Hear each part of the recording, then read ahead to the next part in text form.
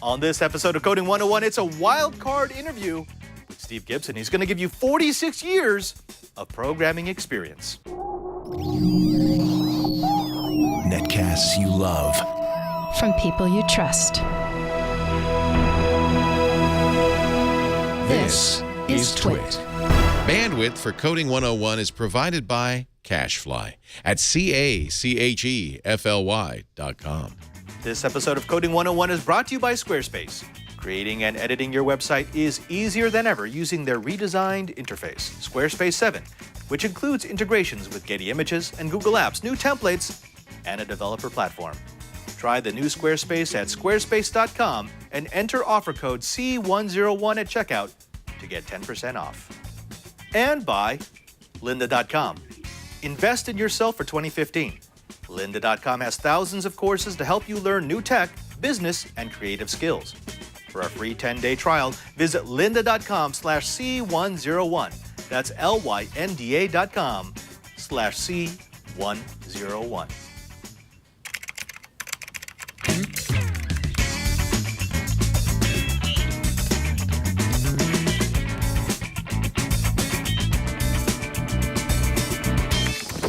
Hello and welcome to Coding 101. It's the Twitch show where we let you into the wonderful world of the Code Monkey. I'm Father Robert Balacer, the digital Jesuit.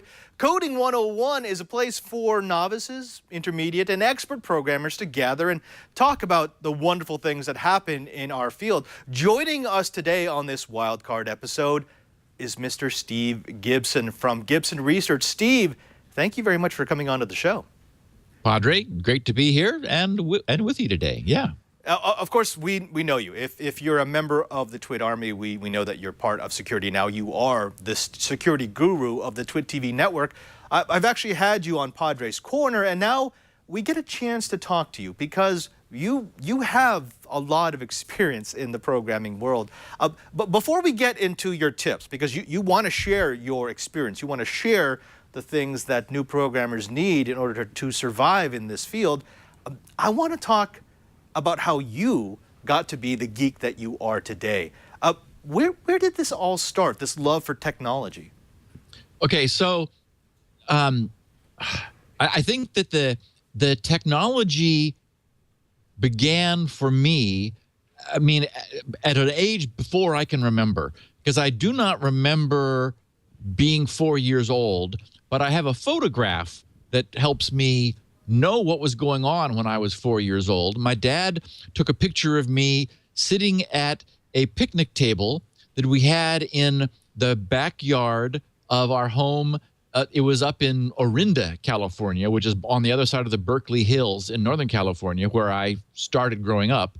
And before me was a piece of plywood with an old-fashioned red sort of square with its edges cut off, 6-volt dry cell battery with the two terminals, the screw terminals, one in the center and one off to the side, and ceramic base screw-in light bulb bases and ceramic knife switches, which was electricity back then. And this was not something that my father was pushing on me. Something about it fascinated me. That, like, why do I have to complete the circuit, so to speak? Why can't I just have one wire that goes from the battery, which apparently is where the juice comes from, over to the light bulb, and then it will light up? No, it doesn't work that way. And, and here's this knife switch where, you could see how the switching action worked as the blade, made contact with the other side. So before I was 5 years old, from the date on the back of the slide that I have showing me at that age, I was wiring things. I just had to. It fascinated me. And then, of course, there was the record player and the vacuum cleaner and the iron and other electrical appliances. And I took those apart, had to figure out how they worked. And in fact, at one point, my disassembly was becoming so destructive that my father decided, okay, we need to feed this somehow in a means that will be less destructive to the household because, mom would go in to get the vacuum cleaner and she'd try to pick it up and it would fall apart in pieces because putting things back together always was much less interesting to me at that point than taking them apart. And so not far from us was Alameda, which was a major shipyard for the military at the time. And they were decommissioning ships and pulling or retrofitting them and upgrading them. But they were, in any event, pulling equipment off of aircraft carriers and battleships and things. And so what sprung up around this naval shipyard were war surplus stores. And while, there were, gas masks and canisters and that kind of stuff, there was also this wealth of electronics. And I remember well that it was all sort of nameless stuff, radar sets and radio equipment and sonars and all the stuff that you would expect to find on a battleship back in 1960, since I was born in 55, so 60, I would have been about 5 years old. The way you bought this was not what it was, but how much it weighed. And they had fish hooks hanging from a rafter. And so we'd, hang this thing on this fish scale and the dial would spin around 5 times and come to rest somewhere. And Dad would pay, a small amount of money comparatively for this. And we'd stick it in the trunk and take it home. And I remember we had a 2-car garage. He'd pull both cars out and stick this big hunk of something in the middle of the garage with his toolbox next to it and say, okay, Stevie, take it apart, tear it apart. And I would just hungrily plow into this thing, noticing how the knobs had set screws on them that kept them on, and how the shafts penetrated through the front panel and then were extended way back to the end where there was a potentiometer that had, for some reason, 3 terminals on it. And I would, someday come to understand why that was the case. And what Dad, many, many, many years later said was that his motive for that, aside from giving me something that, I could disassemble without upsetting Mom, he said that I was in his plan was that I would be deliberately internalizing the best engineering of the United States that had gone into producing this equipment. And even though I was taking it apart, I was noticing in the process how it went together. And as it turns out, whether that was actually what was involved or not, I did at some point switch over from disassembling things that other people had created to imagining and then creating things of my own. So, that was the start. It was hardware. Steve, when I had you on Padres Corner, the thing that stuck with me the most was how much your father had to do with your passion for everything, not just electronics, not just for programming, but just for how things work. In the maker community, you can see it. There are some people who become incredibly proficient at figuring out how to make stuff do something. But then there's the next level up, and that's people who want to know why that procedure, that process makes it do something. And those are ultimately the people who are going to be able to get in there and change it around.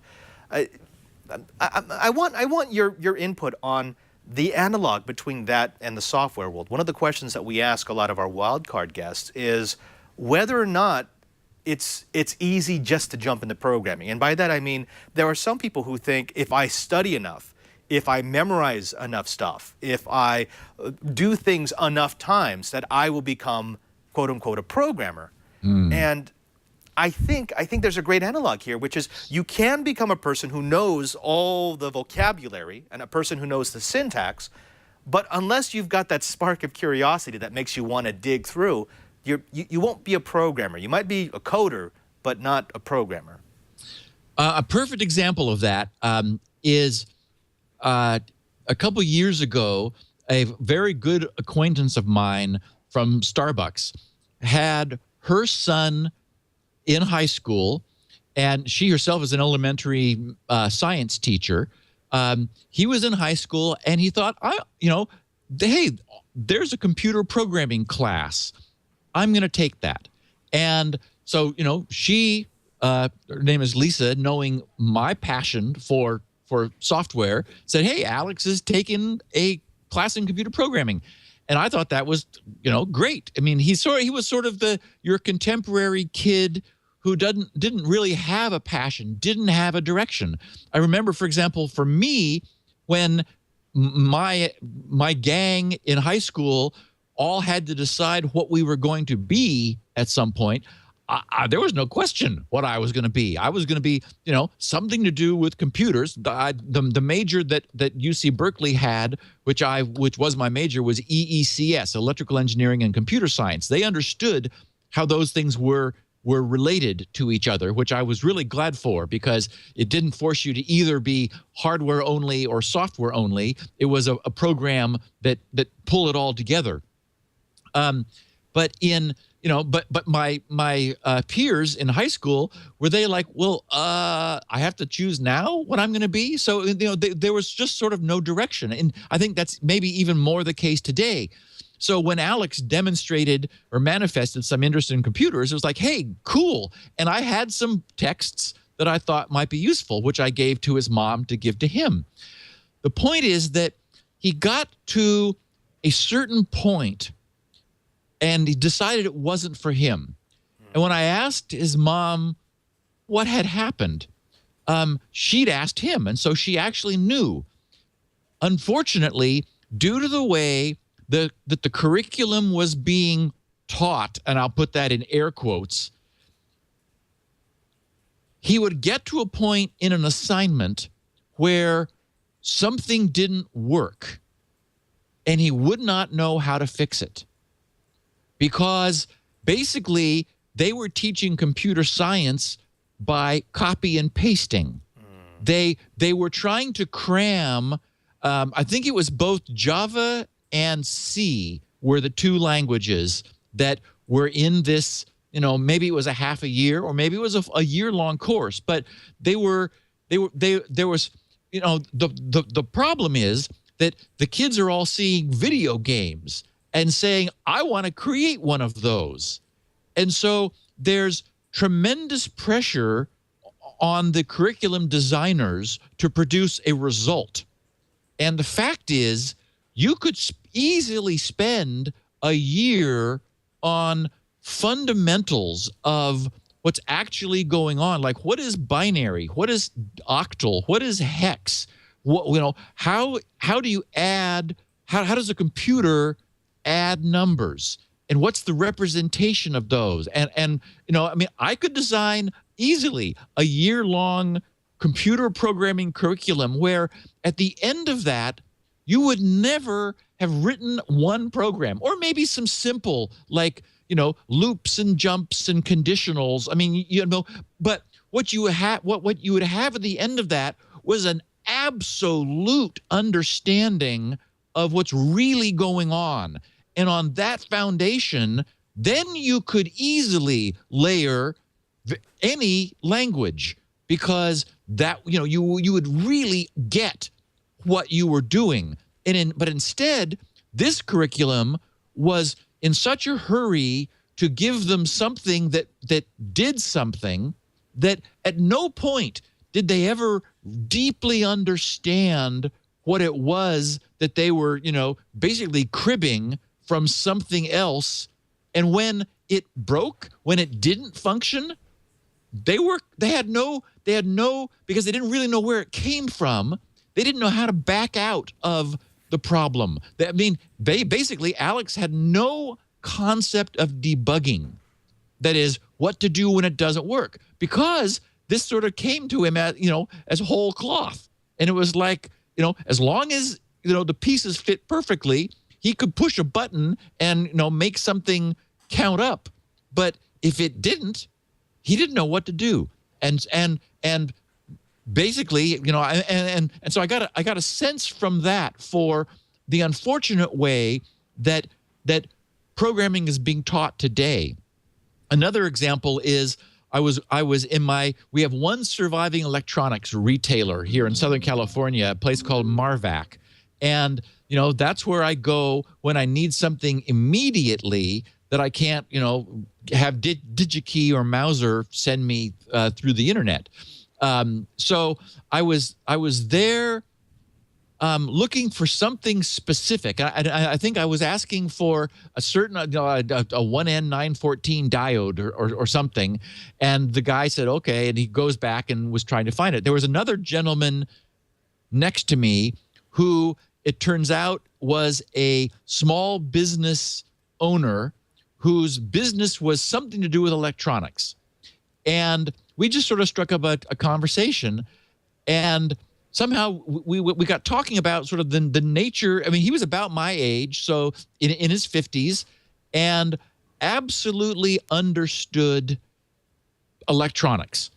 And I guess I was talking about maybe software people I had hired. He started talking about hardware people and how out of university he was interviewing, kids who similarly didn't really understand what it was they had just learned.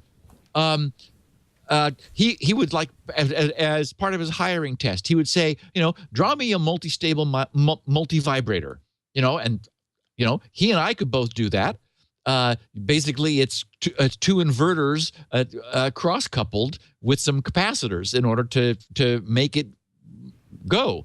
But none of the kids that came out of engineering with a fresh degree, still where the ink was still wet, could answer that question.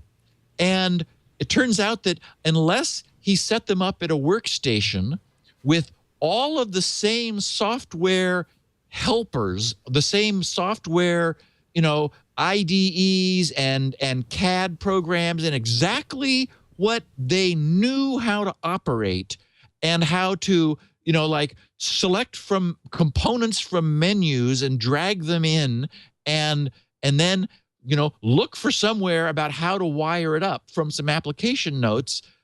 That was the world that they understood today. Again, lacking the basic understanding in the fundamentals of where this stuff came from. They were operating several levels of abstraction above that. And I guess I understand that the world has become abstracted to the point where nobody really is wiring things up with resistors and diodes and transistors anymore. I mean, I actually have a little project that I've been working on that is that. But that knowledge, it's like it's too expensive to acquire that knowledge today. So the world tries to sort of just say, oh, don't worry about how that works. That's, here's a chip with wires, and yeah, it's got that stuff inside it, but hopefully you'll never really need to understand that. Just, wire this thing up, and it understands how to do the things you don't, it's no longer cost effective for you to know. And unfortunately, the same thing has happened in code. It's due to the nature of the system. Everybody's in a hurry. No one has time. You just don't need to know that. And one of the things that I noticed when I was hiring programmers, I went through a phase where I was trying to grow the company. I had SpinRite already in the world, and I had some ideas for other stuff I wanted to do. But I was now running a company, and unfortunately, I learned that meant I no longer could do any coding. I had to manage the coders. And I realized that the other one guy who I was ever lucky enough to hire who was actually good was good because he too had been a hobbyist. He had been messing with this stuff way before there were any classes that he could take. I remember when I got to high school and there was actually a class in electronics. It was like, holy crap, you're kidding me. I couldn't believe I could take a class in something I had a passion for and I've been working with for years. And as actually it just turned out, I created 2 additional years of curriculum in that high school that went district wide after I left in digital electronics, because the old Navy instructor that the high school had didn't know digital. He knew analog, but of course the world was going digital. And so I ended up creating curriculum for the high school that the district ended up replicating throughout all the high schools in the area, because this was just my passion. But so I guess the best way to say this is that the stuff we're doing today with all facets of computers, both the hardware and the software, is built upon a deep and rich foundation. And you ignore that at your danger. I mean, and potentially ultimately at your cost. You can try not to know that stuff, but some part of you, I think, will always be a little anxious because you know you don't understand that, and it might come back and bite you. And the trouble is that there isn't a shortcut. There's no short circuit. There is, and the other problem is this stuff is beginning to sort of leave. I still have a book on programming the VGA, the video graphics adapter of the original IBM, and I needed it for when I was moving from SpinRite 5 to SpinRite 6 10 years ago. I have that book, but you can't find them anymore. And even online, that sort of pre-internet knowledge, which hasn't moved online. So the danger, of course, is that some of this knowledge is beginning to die with the people who have it, who themselves are just biologically dying as it becomes, as it moves deeper into history. We're speaking about the foundation of knowledge with Steve Gibson, the security guru of TWiT TV. Steve, when we come back, I'd love to continue on that vein of thought just a little bit, to talk about how education has changed a little bit. Actually, we've hit this challenge in Coding 101 and a lot of our educational programming here on TWiT TV. You spoke to it very eloquently, that the idea of knowledge-based learning versus goal-based learning. And the pendulum swings back and forth all the time. But I think you're right. I think we've reached that layer of abstraction where we may want to pull back and say, do we teach enough foundational knowledge for people to be able to strip off those top layers of abstraction and still have something to work with? But before we get there, I want to take some time to talk about the first sponsor of this episode of Coding 101, and it's Squarespace. Now, if you watch TWiT TV, you know what Squarespace is. Squarespace is your one-stop shop for all your hosting needs. And right now, they've even got one better with a brand new interface, the newest version of their platform, Squarespace 7. It's a completely redesigned interface that makes it easier to create your own professional website or online portfolio. Now, I've used Squarespace in the past because I deal with a lot of organizations that don't have a lot of technical knowledge, and I need to give them something where they just publish content. They want to put out a portfolio of their events, they can do that. Do they want to just put out an explanation of their mission statement? They can do that. Do they just want a place where people can meet and figure out what they want to do for their organization? They can do that. But this is what Squarespace 7 gives you. Live editing on one screen. Now, if you've ever had to do any sort of WYSIWYG programming, you know what a pain it can be. Edit, preview, edit, preview, edit, preview, going back and forth to figure out what you're trying to do. Well, with Squarespace 7, you don't have to do that. It tells you in real time what your edits will look like. It's a fantastic feature that comes with 7. Now, the developer platform is used by some of the world's top digital agencies. And if you're a developer, you can customize your site exactly the way that you want. It's not just the template, it's the template plus a little extra something that you want to give it. They give you over 14 new designs to choose from, giving you over 30 in its entirety. And their cover pages is new with Squarespace 7, which lets you choose from 10 new templates. And you can add these to any existing Squarespace site, again, to give you that little extra something that sets you apart from the rest. Now, if you're worried about licensing, don't worry about it with Squarespace 7 because they give you access to Getty images. For just $10 each, you can pick from thousands of professional Getty images and put them automatically into your Squarespace asset box, which means you don't have to worry about licensing. You don't have to worry about getting dinged for using a photo that you weren't supposed to. It's all part of the package. They also include e-commerce for all subscription plan levels, so you can add a storefront to any site and instantly accept payments. And they now have Google Docs integration, which works with Gmail, Google Docs, Sheets, Drive, and Calendar. Plus, Squarespace 7 can easily link branded email accounts to your domain, which means you don't have to have generic name at gmail.com. It can be you@you.net. Now, with the Portfolio, Note, Metric, and Blog mobile apps, you can make changes from anywhere. This is part of their 24/7 access to your content. No matter what device you're using, no matter where you are, as long as you're connected to the internet, you have control over your content. That just makes it incredibly easy to use. Now, if you need help, they've got live chat and email support 24 hours a day, 7 days a week. Plus, there are self-help articles and video workshops to browse at your leisure. And all of this starts at just $8 a month. And Squarespace takes care of hosting, so you don't have to. Plus, you get a free domain name if you sign up for a year. So here's what we want you to do. We want you to start a free 2-week trial with no credit card required and start building your website or presence today. When you decide to sign up for Squarespace, make sure to use the offer code C101 to get 10% off and to show your support for Coding 101.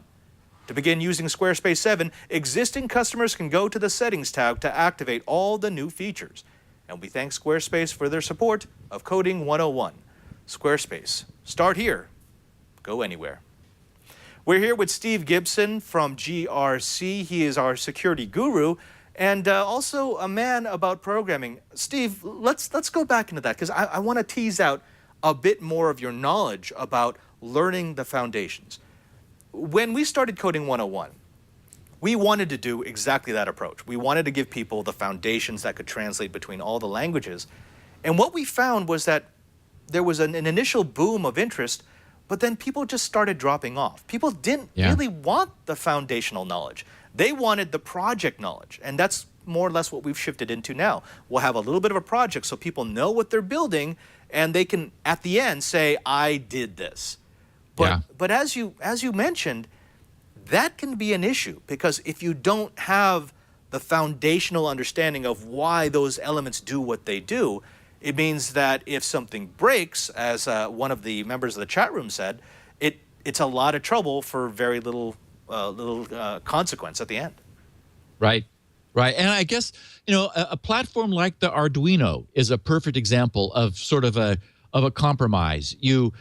You're not actually dealing with the hardware and the true processor programming.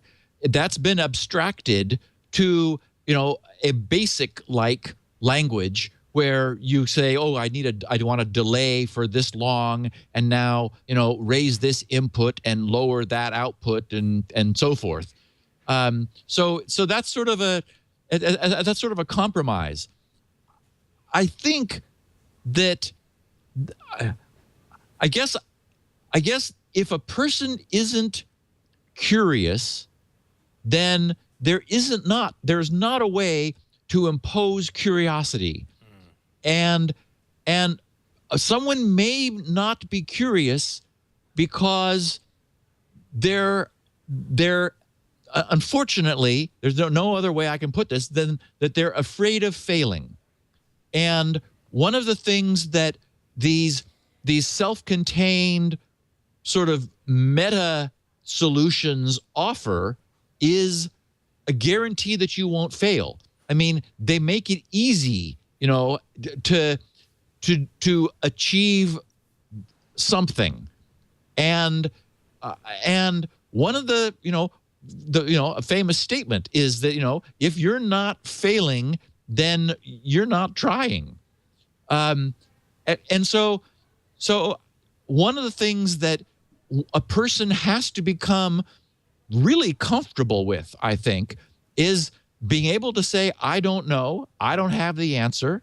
And geeks tend to have a problem with that because they grow up sort of, the whole notion of being a geek or a nerd is, sort of that whole know-it-all persona. They're like the only computer literate person in the family. And so they sort of adopt this, oh yeah, I have all the answers, because they're sort of supposed to. But it's necessary. I mean, it is necessary to shed that and to be comfortable, if only with yourself. And the problem is, unfortunately, we tend to internalize who we are. And so it doesn't help you if it only has to be with yourself. You need to be able to be comfortable with not knowing and not having all the answers and being stumped and being willing to struggle and and to have I guess just to be able to be comfortable staying in that place for a while and teasing out an answer. And so, are you a person who enjoys puzzles? I love puzzles. I used to be a pain in the butt for my family at Christmas time. That sort of like the couple layers removed, the aunts and uncles who you don't see except over the holidays. And because what they knew they could give me that Stevie would love was a puzzle. And so they would go into the toy stores that we had back, in the 60s and say, okay, I've got this really annoying nephew who solves all the puzzles that we ever give him. So what's the latest and greatest puzzle? And so the point is that I enjoy being confronted with something I don't know and don't understand, a puzzle. And that's always been my nature. But I recognize that's not everybody's nature. Some people's personality they don't want a puzzle. They don't want to feel stupid. They don't want to feel like there's something they can't do or that someone's going to find out, because their personality, their identity is wrapped up in having all the answers. And so I don't know how you get from that position of comfort into what is going to be fundamentally uncomfortable. You need to be okay with that. You need to just, not know, because it's only if you get yourself there that then you can start to really find out. You can really, start to learn things that aren't already prepackaged and, pre-digested to make sure that, you succeed. Maybe you won't, but in not succeeding, you will learn things that you can't learn through any sort of a guaranteed prepackaged system. Absolutely. Next week, we've actually got Mark Smith. He's one of my DEF CON friends. He'll be coming in, and we're doing a crossover between Coding 101 and Know-How, because he's an embedded systems programmer / electronics engineer. So he's going to show us how he takes embedded processors and actually turns it into something, and then we're going to program it. But he was on a panel with Lost, who is one of he's a genius at DEF CON, and he makes all the badges, and he's got embedded programming in his sleep. But on this panel, one of the things that they all kind of groaned about was when someone in the audience brought up the Arduino and how the Arduino has changed everything. And they all said the same thing. They said, okay, well, let's be clear. We're not hating on people who use the Arduino. The Arduino is actually a fantastic platform, and it gets a lot of people interested. That's all great. But you have to understand, we were doing what the Arduino is trying to do for decades. And that the Arduino is great because it's like a Lego set for people who want to get into that sort of making, that sort of DIYing. But there still needs you still need that person who makes the Legos in that shape. So if you don't have that person, and if you all become Arduino people and you all just color within the lines, then there will never be the next Arduino, and there will never be the next electronics kit that will perhaps inspire the next generation of electronic engineers and embedded system programmers. Let me ask you this. And since we're now heading into this territory where you're kind of laying down your 46 years of knowledge upon our audience, if there was somebody who is listening to this podcast and saying, well, I want the foundational knowledge and I want to know if I've got that proclivity to create like Steve Gibson, what's the advice that you'd want to give them? Okay. I'm holding up here a little $10 circuit board that Texas Instruments sells called the Launchpad.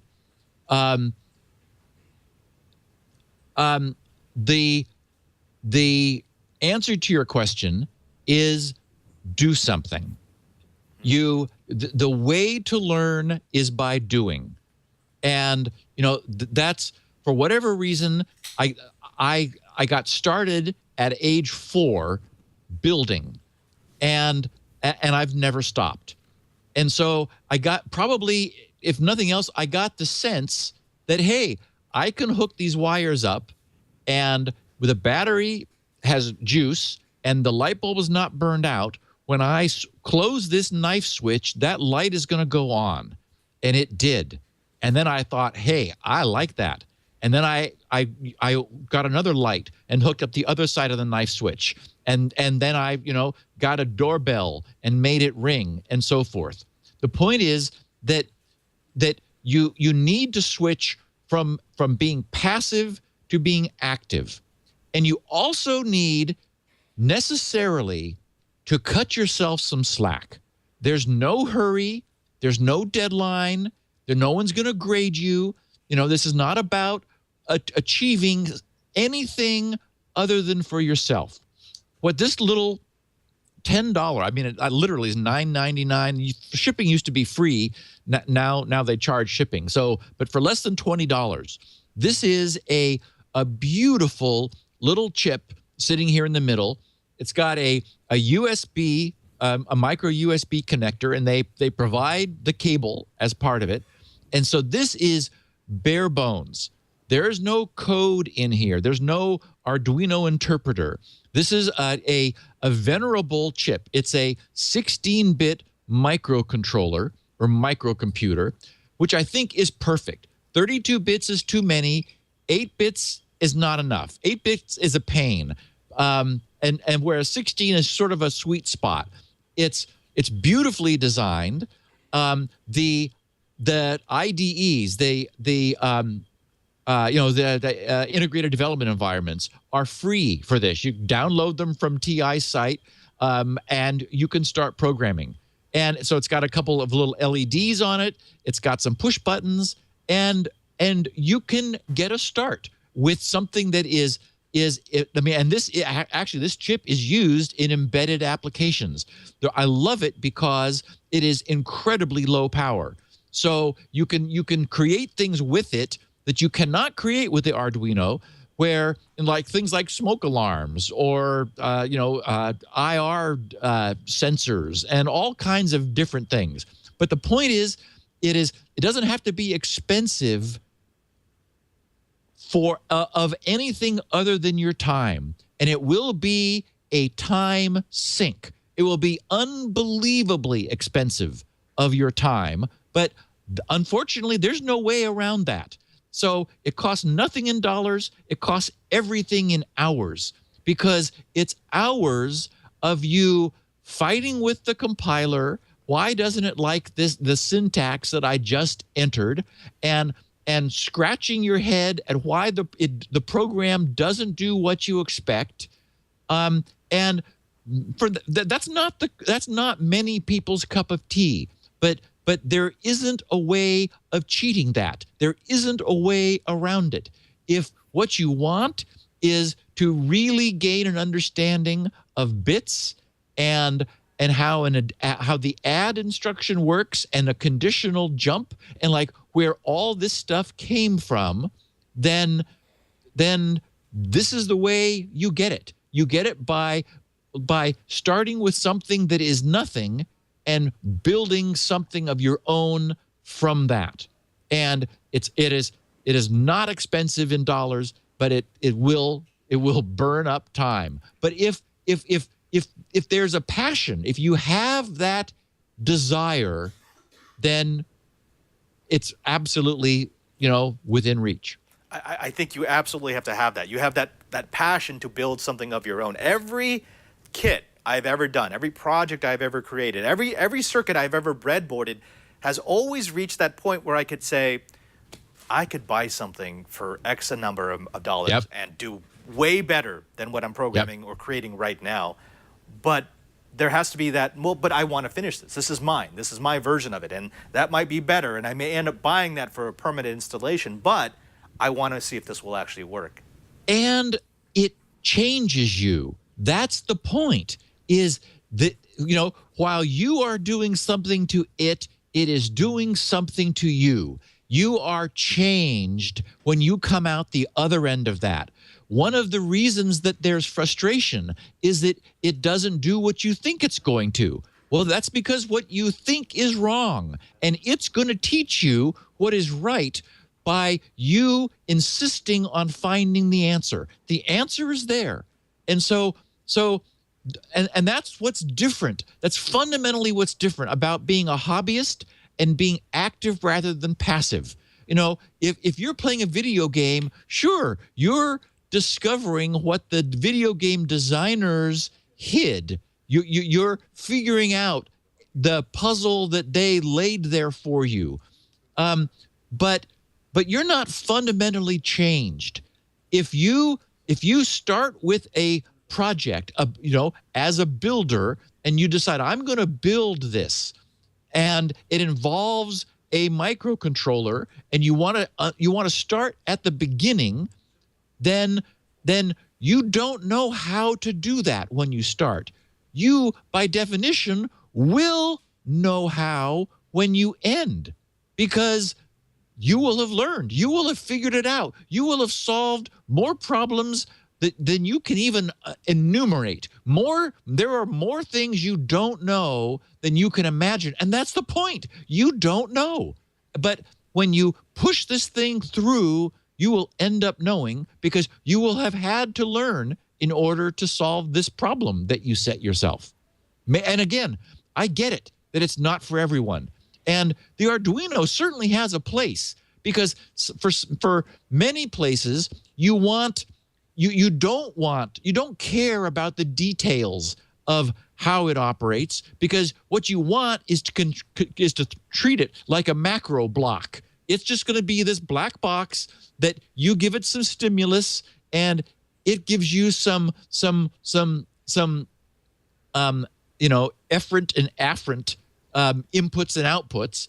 And if that's what you want, if that's what you need, fine. Don't ask or expect more.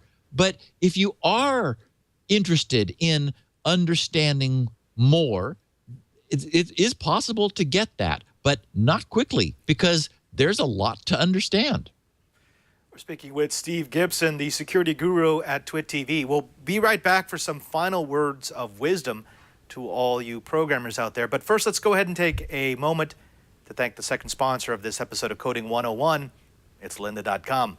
What is lynda.com? Well, unsurprisingly, lynda.com is the place to go on the internet when you need knowledge. And hey, you know what? It's 2015. Why are you learning the same old way? Do something good for yourself. Kickstart your new year and challenge yourself to learn something with Lynda with a free 10-day trial. Now, lynda.com is used by millions of people around the world and has over 4,500 courses on topics like web development, photography, visual design and business, as well as software training like Excel, WordPress, and Photoshop. All their courses are taught by experts, and new courses are added to the site each and every single week. Oh, what is your plan for 2015? Do you want to improve your job skills to ask your boss for a raise, or make yourself more marketable to find a new job? Maybe you want to work on that foundational knowledge that Steve is talking about. Well, with a lynda.com account, you can. Some of the courses and videos that I recommend are building mobile apps with Parse and Swift, installing Apache, MySQL, and PHP, up and running with the Google Cloud Platform, and Code Clinic. It's an innovative series where each month lynda.com issues a code challenge, and authors share their solutions using a variety of different programming languages. If you've got a passion for learning, if you've got a passion for figuring out all the different ways that you can solve a problem, Lynda wants to help you do that. Now, Do something good for yourself in 2015 and sign up for a free 10-day trial to lynda.com by visiting lynda.com/C101. With your membership, you'll get unlimited access to every course on lynda.com, which includes access on your iOS and Android devices, plus new courses as they're added each week. That's lynda.com/C101, lynda.com/C101 to try it free for 10 days. Go ahead. I challenge you to learn something new in 2015, and we thank Lynda for their support of Coding 101. Steve, final words here. So we've talked a lot about what we should be learning and how we should approach coding and programming and figuring out how things work. But digging back again into your 46 years of computer programming experience and knowing that you're one of the few people, at least that I know, who can do assembly well, what is something that you want that young novice to get into? You already showed them the board that they should get so that they could pique their curiosity, but what other tidbits of wisdom can you give them?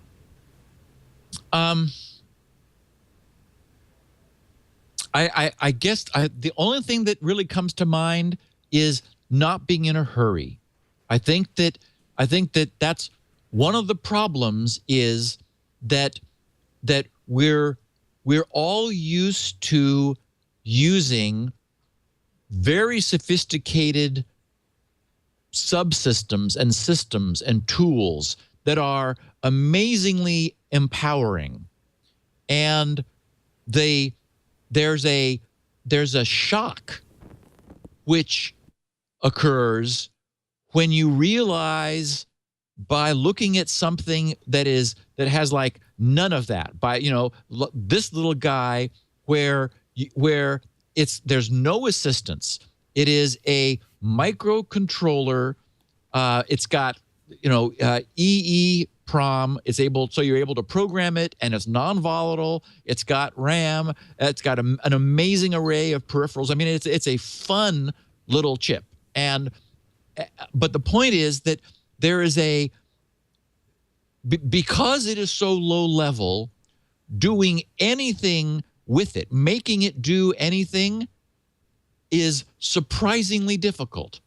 And so there's like a reality shock that occurs where you realize, wow, I had no idea this would be this hard, because it's completely out of our experience. It's out of everyone's contemporary experience, where we're booting an operating system with phenomenal capabilities. We're running applications with phenomenal capabilities. It's a little bit like the example I drew with the guy that I bumped into at the electronics store, whose students he was hiring out of college couldn't do anything unless they were surrounded by these suites of tools that they had grown used to using while they were taking courses in college. Without them, it was like, they were standing there naked. They couldn't do anything without all of that support, without that massive support. So I guess the last thing I would say is, be prepared to be really surprised. I mean, to be sobered by what the reality is of what the actual underlying foundation is upon which we have built, because no one's experience of using stuff today can prepare you for that. And again, maybe it isn't for you. It is for me. I program today in assembly language. Squirrel, the Squirrel client that I have written is all in assembler. All of the code on my server that runs all the stuff that is there is all in assembler. That's the language that I prefer to use. I code rather quickly in it, because it turns out that when you code correctly, the language you're writing in doesn't make that big a difference. And we'll probably pick up on that topic with our next with my next visit to Coding 101. Steve Gibson from Gibson Research at grc.com. It's the home of my favorite tool in the world. That's right. If you don't have SpinRite, I don't know what you're doing with your life. Steve, of course, SpinRite was written entirely in assembly. So Yep. you're Still a man is. who does what he preaches. Could you please tell the Coding 101 audience where they can find you on the internet other than grc.com?